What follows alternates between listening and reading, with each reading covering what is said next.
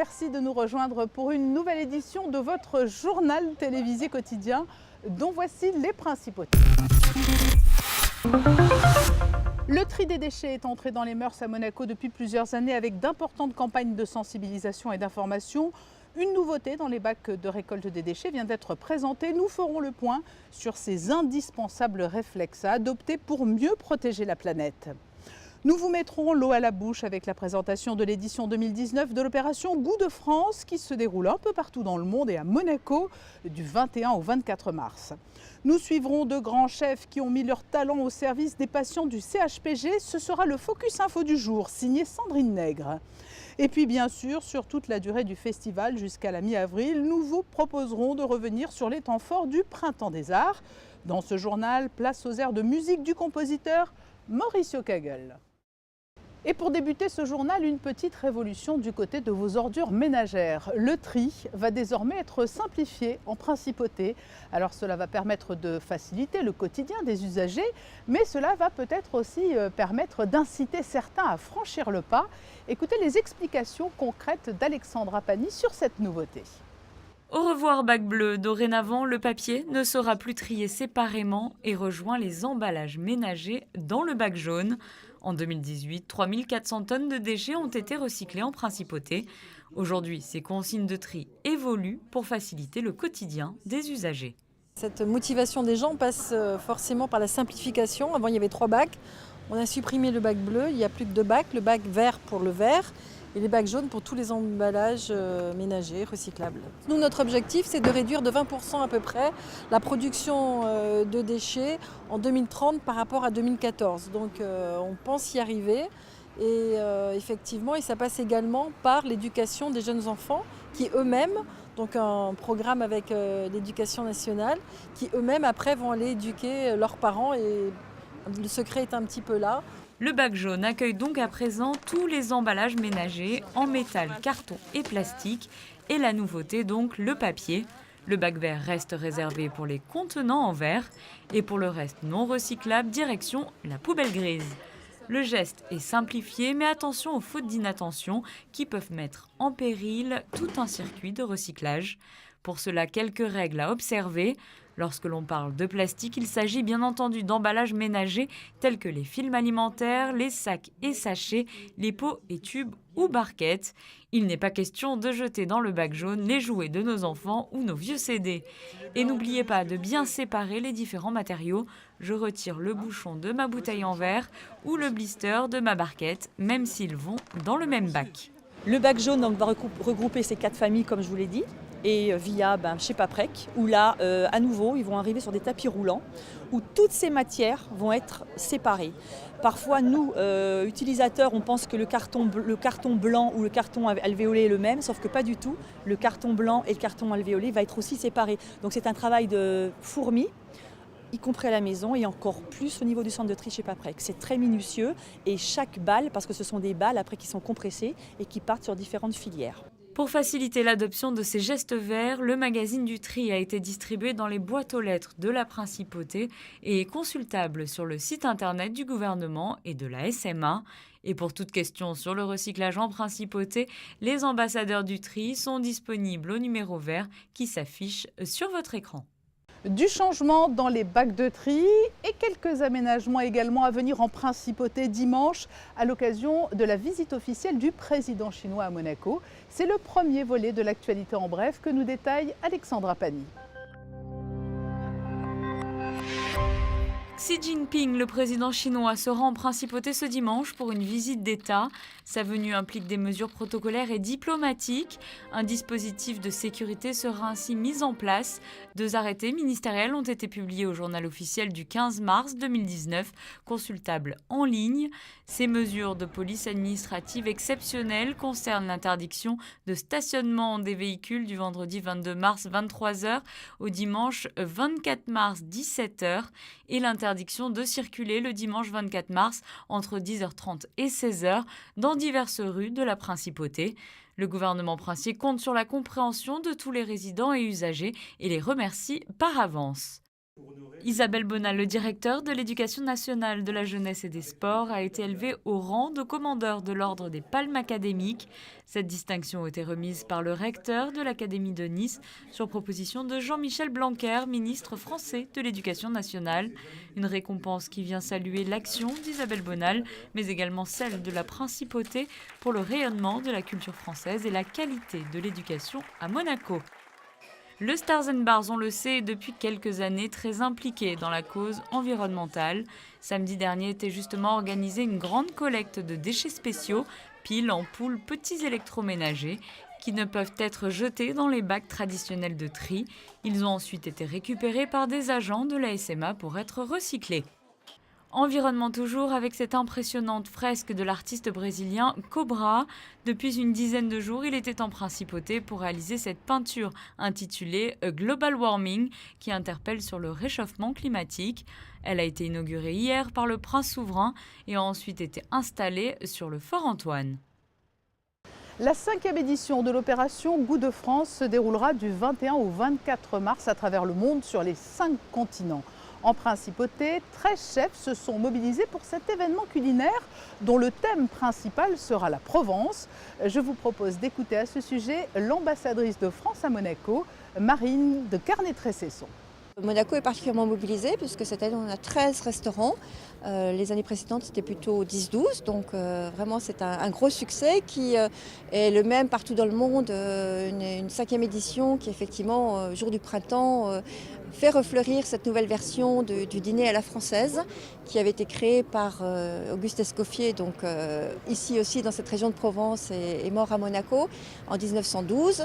Donc c'est le même principe et on a effectivement une initiative qui a été reprise par Alain Ducasse et avec des grands chefs ici à Monaco qui témoignent de cette excellence de la cuisine à la française. Cette année, c'est aussi un repas pour la planète. On essaye d'avoir un goût qui préserve effectivement l'environnement, un circuit court. Les grands chefs essayent d'apprendre à manger moins gras, moins sucré, moins salé et puis effectivement essayer de préserver cette richesse qu'est l'environnement. C'est vraiment une mobilisation aussi pour préserver cette planète qui nous nourrit. L'ambassadrice de France à Monaco était interrogée par Émilie Rousseau. Nous restons avec de grands chefs. Le Focus Info de ce mardi 19 mars nous amène à la cuisine centrale du centre hospitalier Princesse Grasse, où de grands chefs, à l'image de Philippe Joannès, se sont donné rendez-vous il y a quelques jours pour préparer, avec les équipes sur place, de bons petits plats pour les patients du centre hospitalier. Sandrine Nègre n'a pas manqué ce rendez-vous en 2 temps.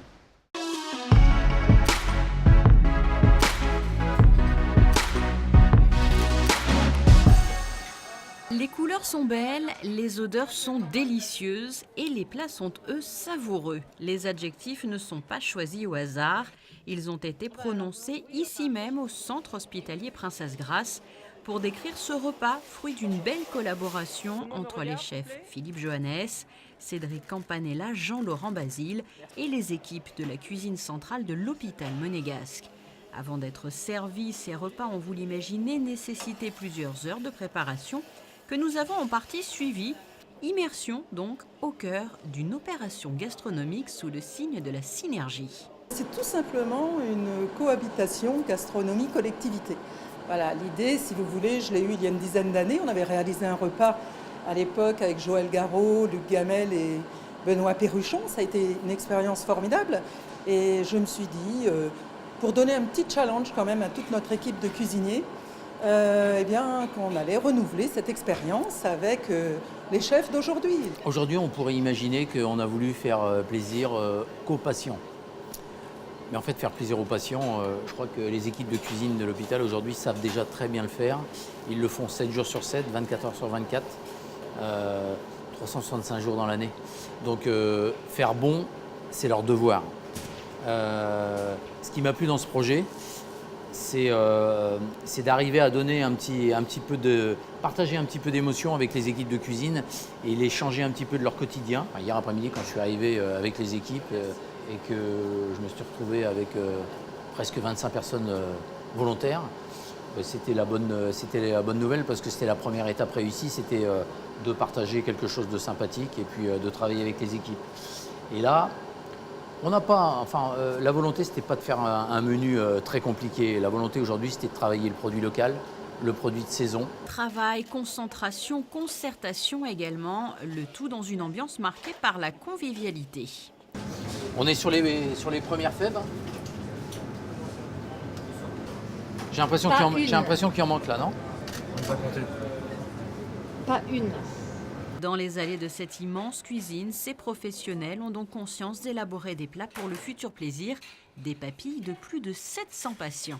Comme vous l'a dit le chef Johannes, beaucoup de préparation à partir de légumes. Donc hier, il y avait énormément de légumes à préparer. Donc on avait besoin de beaucoup de main-d'œuvre pour réaliser toutes ces préparations. Et aujourd'hui, ce sont les cuissons. Et demain, les textures modifiées pour arriver jeudi à une mise sur assiette. Les mets salés sont aussi appétissants que ceux sucrés, comme ce millefeuille, le fameux crespeo provençal. Le crespeo, c'est une recette provençale car je suis natif de Marseille et je viens de Provence. Et c'est une recette qu'on a un petit peu modernisée. Là, donc, nous avons fait une omelette à l'oignon, une omelette au bled et une omelette au poivron. Après qu'on monte en couches successives, servi avec un petit concassé de tomate à la marjolaine. Voilà, ça pour l'entrée. Donc nous sommes en train de réaliser là pour 700 personnes. On trouvait bien les petits strates des œufs avec les légumes à l'intérieur. Et ça va être accompagné avec une petite salade. On va mettre un petit peu de concombre, un petit peu de confit de tomate là, qui est en train de cuire et le petit vinaigrette pistou basilic. Sans oublier le suprême de volaille du Gers avec fromage blanc, herbe et bressaiola. Fromage de chèvre farci d'un raisin et son chutney qui sent bon le gingembre. Tout a été pensé dans les moindres détails. Détails comme cette noix de coco que l'on retrouvera dans la pâtisserie finale. J'ai toujours des idées comme ça, quand on me pose la question de faire un truc un peu différent de ce qu'on... Parce qu'on a l'étiquette luxe, je veux dire, voilà. Donc quand on m'a posé cette question, j'ai regardé quelles étaient les personnes dans la brigade qui voudraient jouer le jeu. Donc j'ai demandé au chef Jean-Laurent Basile des Thermes de réaliser avec moi le produit salé. Et puis Cédric Campanella, qui est notre chef de la salle des étoiles, de faire le produit sucré. Et en fait, ce qui est assez marrant, c'est que jeudi, quand on va servir ce repas pour 600-700 personnes, on va utiliser le même repas qu'on va servir au terme, qui va être en suggestion pour faire ce petit clin d'œil en disant vous mangez à l'hôpital exactement la même chose que vous auriez pu manger aujourd'hui dans un restaurant de l'ASBM. Le menu a été choisi, si vous voulez, en fonction de la faisabilité. C'est-à-dire que le but, c'est qu'un maximum de patients puissent bénéficier de ce repas complet. Donc ce repas, il va pouvoir être servi aux patients en texture normale, en texture mixée, en texture hachée et au régime normal, sans sel et diabétique. Voilà, donc on a vraiment réalisé, je pense, un très beau projet. Le jour J, il est temps de passer au dressage. Les plats sont déposés sur les plateaux qui arrivent par centaines. Preuve encore une fois qu'ici, tout est réglé comme sur du papier à musique. Chacun est le maillon d'une grande chaîne qui fonctionne bien. Défi relevé pour les équipes en cuisine. Le challenge était de taille, mais il a été relevé avec sourire et détermination. Alors on l'a vu par l'image tout à l'heure, c'est vrai que vos équipes ont l'air très satisfaites. Très très satisfaite dans la mesure où il n'y a que des agents volontaires qui participent, puisque c'est en dehors du temps de travail. Chacun participe donc en fonction de ses possibilités. Certains les 3 jours, certains une journée, une demi-journée, mais tout cela dans la bonne humeur.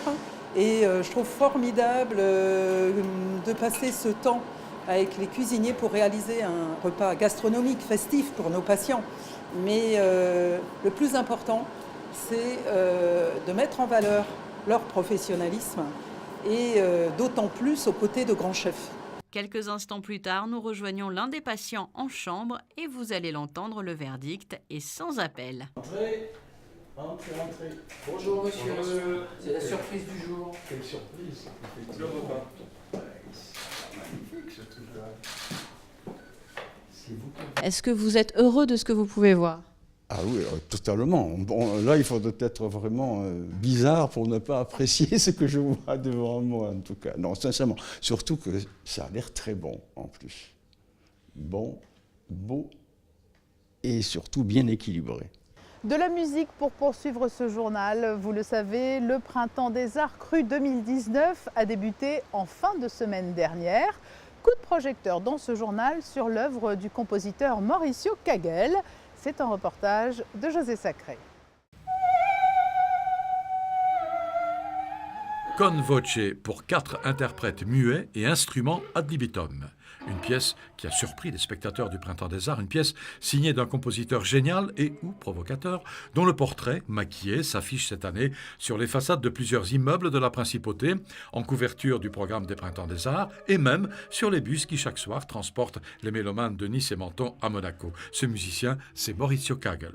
C'est un des grands compositeurs du XXe siècle, très atypique, hein, un peu comme Beethoven d'ailleurs, par rapport à son temps. C'est quelqu'un d'atypique qui avait une façon d'aborder la musique très différente. D'abord, c'était aussi un passionné de Beethoven, puisqu'on passera un film de Mauricio Kagel qui s'appelle Ludwig van. C'est tout un programme où on voit justement Beethoven arriver dans son musée à Bonn, où on ne voit que les pieds de Beethoven. Donc c'est un très grand admirateur de Beethoven aussi. Mais c'est quelqu'un qui fait un travail aussi sur le visuel, sur la forme, surtout sur le bruit. Et il était venu au festival il y a 11 ans, juste avant de mourir, et on avait eu la chance de pouvoir, si je puis dire, faire son dernier CD.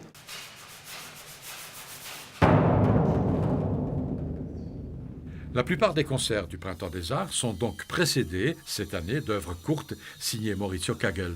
Vendredi 15 mars, il s'agissait de Rrrr, pièce pour 2 percussions, composée par Mauricio Kagel en 1982 et interprétée ici par Jean-Baptiste Bonnard et Adélaïde Ferrière, percussion.